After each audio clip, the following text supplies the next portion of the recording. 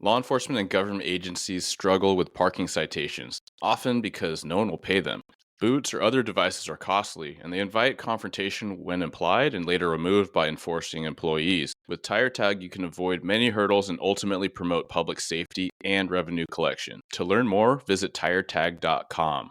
Welcome to Blue Grit Radio, the podcast that explores making better cops for a better community. I'm your host, Eric Tung. I've been an active police officer since 2007. We will dive into the aspects of police culture, health and wellness, leadership, and mindset. You'll hear from experts not only from policing, but all industries as they relate to being our best with purpose, passion, and positivity. Join me as we share stories, lessons, and advice so we can all be better for ourselves, our teams, our families, and our communities. Hey, ladies and gentlemen, welcome back to another episode of Blue Grit Radio. This is your host, Eric, and today is kind of a solo cast, kind of not. It's actually going to be featuring my friend, my colleague, my fellow law enforcement professional, now retired, but very much active in the first responder, wellness, mindset, leadership, podcasting space, and that is none other than retired Sergeant Chris Littrell.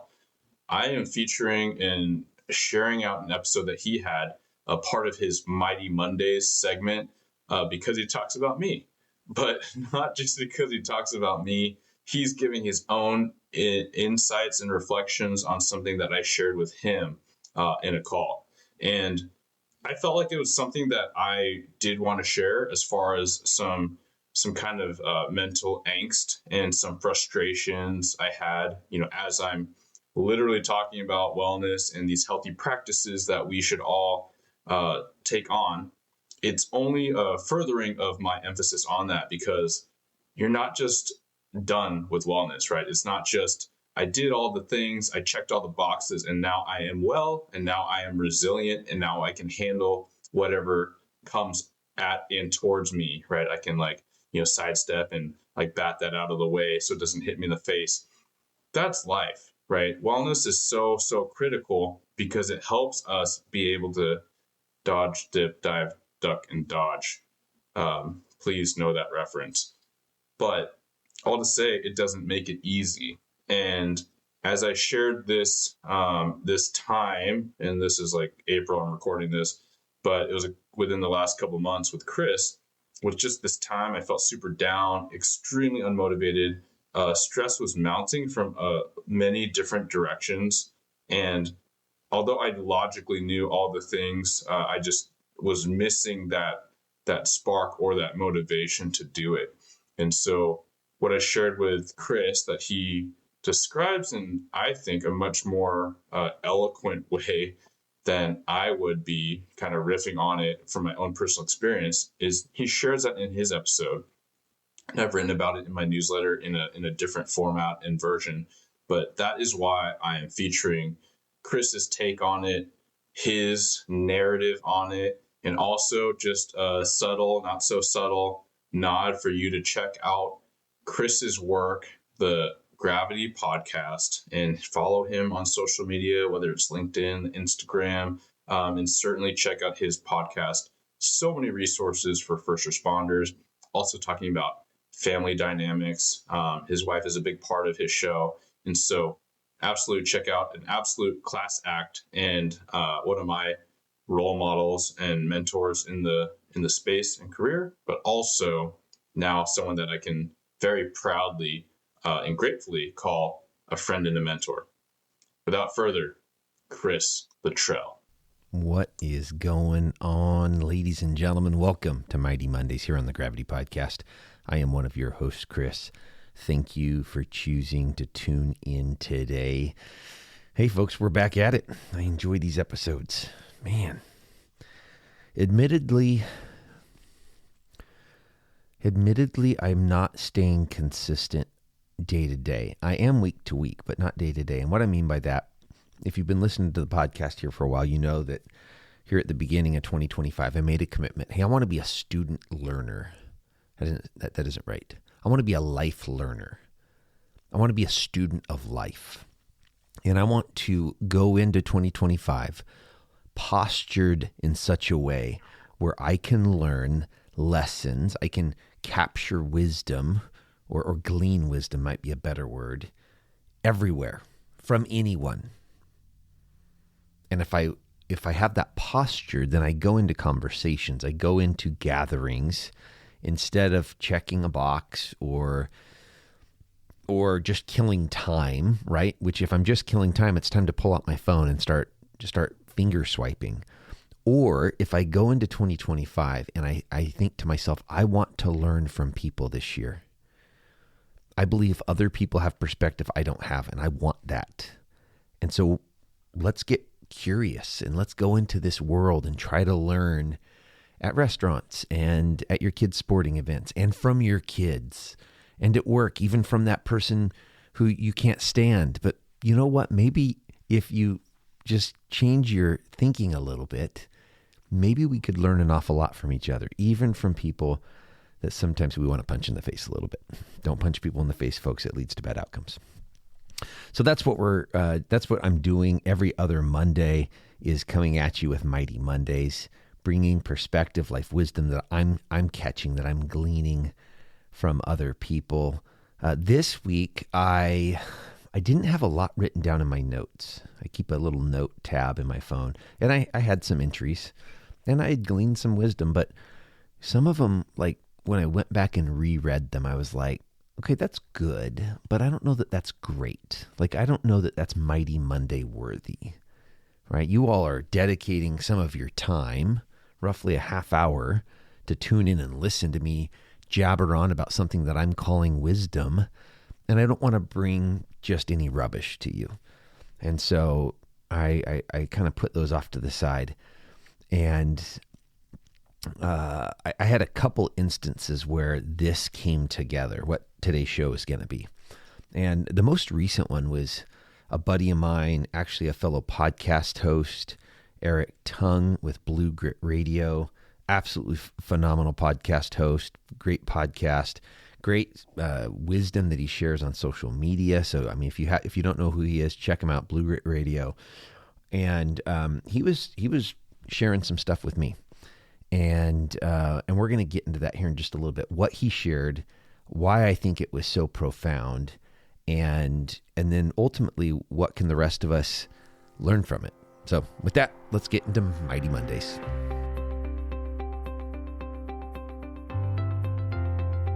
All right, here we go. Another episode of Mighty Mondays. Yeah, so here within the last week or so, Eric and I decided to catch up on the phone. Him and I don't talk a lot. We interact on social media. Right now we're planning a training, a wellness seminar workshop that we might share some space together. But we're both busy. All right, he's still a full-time copper. I'm busy doing gravity consulting and training stuff. He's running his podcast. I'm running mine, right? So we both just got a lot of things going on along with family. But we carved out like an hour almost, and I am not a phone talker, folks. If you've had me on the phone for anything more than about 3 minutes, that's saying a lot. I'm just not a huge phone talker. I am all about meeting up with people for coffee and sharing time together for a longer period of time. But, you know, sometimes the phone is the best thing you can do, especially when you're geographically separated from someone. And so we had a great conversation for about an hour. And during that time, we were checking in with each other, you know, just checking in with where we've been. And so, you know, I'm catching up with him in reference to grief and that whole grief process. Maybe I'll share more about that towards the end of the podcast. And he's sharing with me, you know, kind of where he's at. And he opens up to me. And first of all, I reached out to Eric and I asked permission to share this. So, and to say his name. So if anyone's kind of wondering, well, I don't want to talk to Chris. He's not very good at keeping things confidential. Eric said, go with it. And so what he shared with me is that he was feeling down, you know, and super common for all of us, whether it's seasonal depression, whether it's just circumstances in life, right? Like maybe you've just had bad sleep for a few days in a row and you're in a slump. Maybe you feel like you're living Groundhog Day. And, you know, for me, actually, that's good. I love being in routine. But for others, that's not good. And so he's sharing this with me, and he shared with me what he did about it. And this is what I loved. Chris, I've just been feeling in the dumps. And then he referenced a specific day. I was feeling in the dumps on such and such day. And he said, I just made a decision that I was going to do things that I know that make me feel better typically. And I had no clue whether they were actually going to make me feel better in that moment. But I was going to step up and do things that I believed I should do. And the very first thing that he did was something physical. And I love that. Just from, I'm certainly not a scientist. I'm not a doctor. I'm not even an exercise specialist or anything like that. But I've studied enough to realize the physiological benefits of exercise. Not even just the strengthening of muscles and the how it creates better bone density in us, but just when it gets back to the chemicals within us, the chemistry within our bodies when we exercise. And he's a legit exerciser. If you check him out, you'll see that he's in really good shape. And he didn't feel like doing that. But what he did do is he took his dog for a walk. So first of all, I didn't ask follow-up questions, but I'm guessing his dog probably needs to go for a walk, right? And when I took my daughter's dog for a walk when she was living with me, a lot of times he would use the restroom, right? So, it's a task. It's a chore. But that was something he intentionally chose to do. And he knew it was also going to get his body moving. So while he didn't feel like doing a normal weightlifting session or cardio or something like that, he chose, in the moment of him feeling down, he chose, I'm going to take the dog for a walk. I think that might make me feel better. And then he got home from the walk with the dog and he read to his child. I can't remember his exact words, but he said something like, I was determined that I was going to make my kid's night as great as it could be. My child was going to go to bed with a very positive feeling of family life and dad, and I knew that reading to my child was going to create that. But again, a choice. And I've been there before, folks. I've been there before where I don't feel up for it. I'm tired. I'm exhausted. And I make the choice. I'm going to read to my child tonight. My kids are all older now to where that's not something we do anymore. But for a lot of years, right, we were in that stage where we would read to them most nights. And it's sweet parent time. It's relationship building time. And I love that Eric chose to do that. He's feeling down. He could be like, I don't feel like doing anything. Hey, go to bed. I'll read to you tomorrow night. And hey, if you've done that, this is not a shame on you. You've done it wrong thing. I've done that before where it's like, yeah, we're not reading tonight. We got home late from an event. We're an hour past bedtime. Go to bed. But I love this. Eric didn't feel like doing it, but he reads to his child. Now that's done. Tuck in is done. And he's recognizing that the way he's feeling is impacting his thoughts. He's feeling down. He's thinking down. So he continues with this shift, and he goes and reviews what he has written down for a life mission statement in his core values. I don't know if you have these in your life. I had never...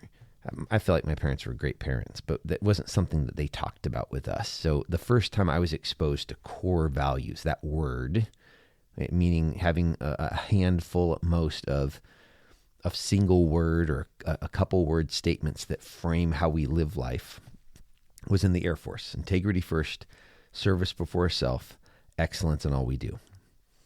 And the impact that that's had on my life in reference to the way I live life. I can't tell you how many times I've picked up paper towels around a garbage can in a public place because integrity first would tell me to do that.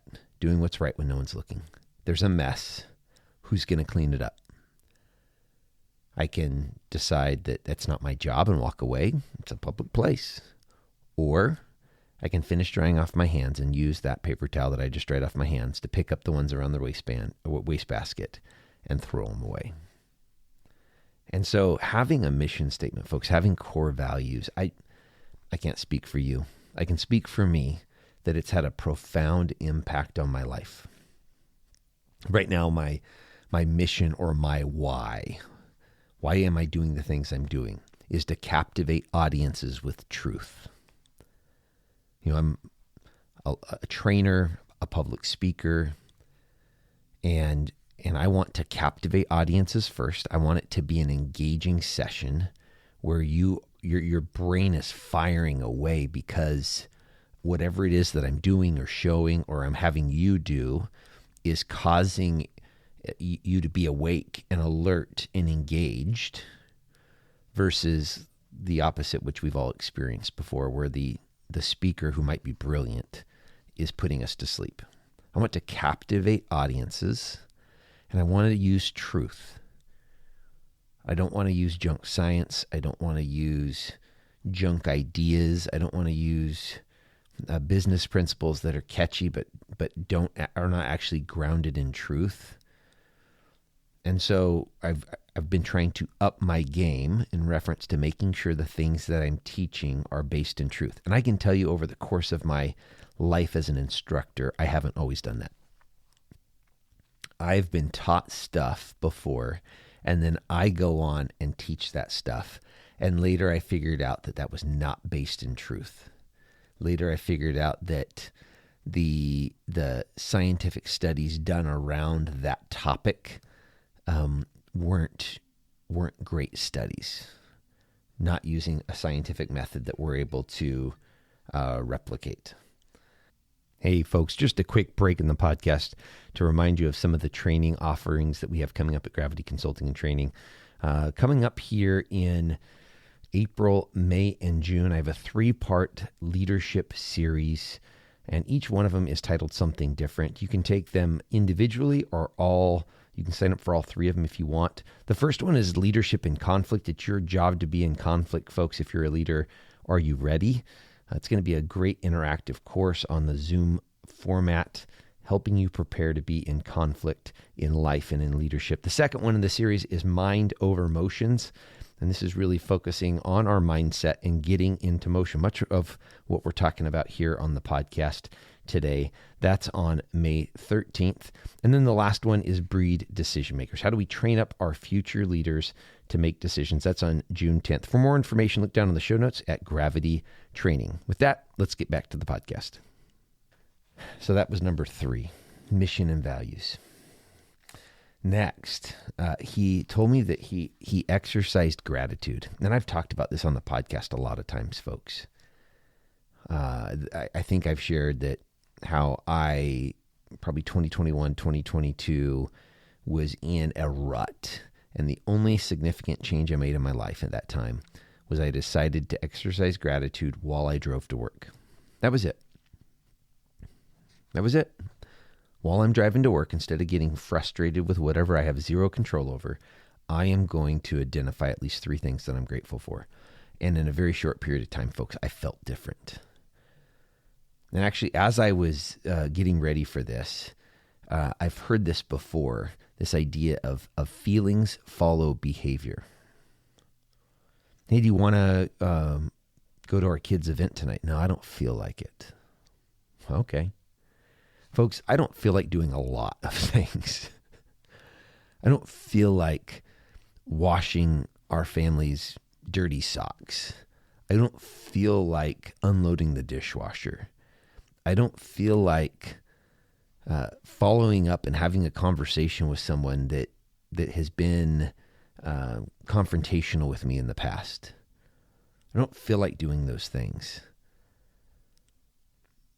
But I know that when I step forward as a leader of life and I do some of those things, I know that I am going to feel good afterwards. After I wash my family's laundry, I feel good. I helped my family. I'm captivating them with truth, because when they get home, they're going to be captivated. They're going to be excited and thankful that I took care of this chore for them, and now they're able to go out and do the other things that they're responsible for, because we're all living busy lives. There's more to Eric's story. I'm getting off track here, folks, because I don't talk with bullet points. Feelings follow behavior, folks. Do you believe it? I don't know if I could argue that this is black and white truth.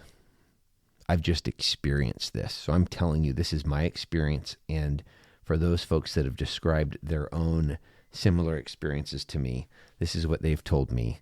They don't feel like doing something, but they decide to do it anyway. So it really starts with our thoughts. We recognize that, hey, I'm feeling down. So I guess there is a feeling there, but I'm cognitively thinking about how my present state. And really what Eric did was he decided to step forward into behaviors that he believed to be the right things for him to do. And this last one I talked about was him exercising gratitude. Identifying things, writing them down. My buddy Matt Porter would say, if you write down a gratitude of a person, I am thankful for my wife, my husband, my daughter, my son, for this reason, send it to him.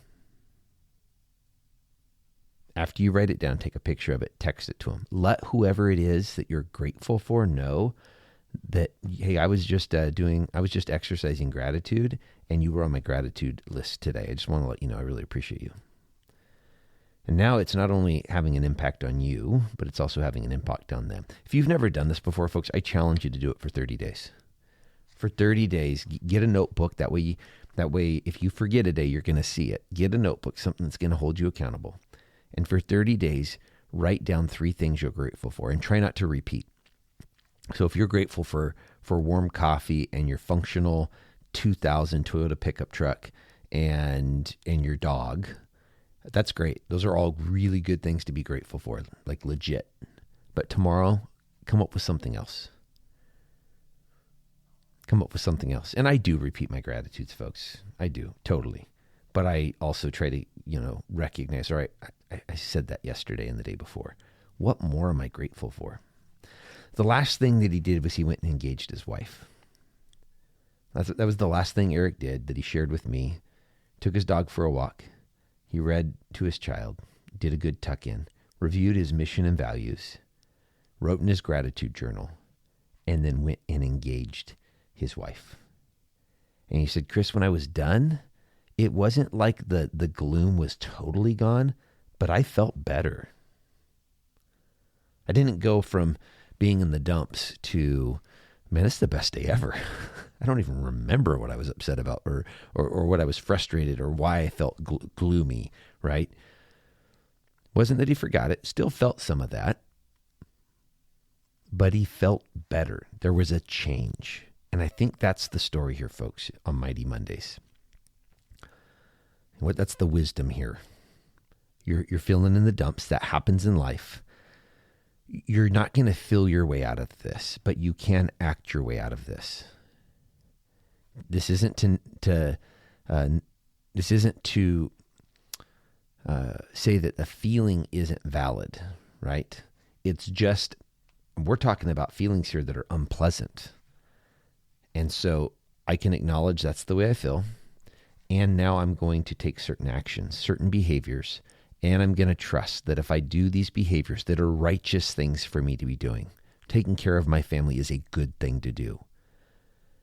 Taking care of family responsibilities is a good thing to do. Maybe going and having that tough conversation with someone at your work, someone that you really don't like a lot.